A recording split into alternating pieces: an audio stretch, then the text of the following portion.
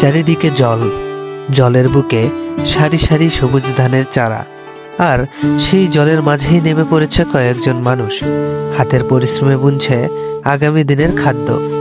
এখানে কোনো নেই কোলাহল, নেই কোনো শহরের তারা, তবে একটা সময় হাজারো মানুষের ভিড় লেগে থাকতো এখানে।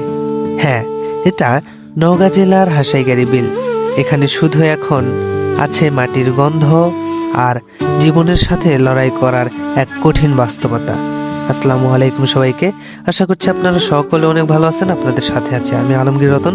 আজকের পুরো ভিডিওটি জুড়ে রাস্তার পাশ দিয়ে হয়তো আমরা প্রতিনিয়ত চলে যাই, কিন্তু খুব কম সময়ই থেমে দেখি। গ্রাম আমাদের শেখায় ধৈর্য, মাটি শেখায় পরিশ্রম, আর প্রকৃতি মনে করিয়ে দেয় সহজ জীবনই সবচেয়ে সুন্দর। তো যাই হোক, আজকের ভিডিওটি আপনাদের কাছে কেমন লেগেছে অবশ্যই কমেন্ট বক্সে জানাবেন।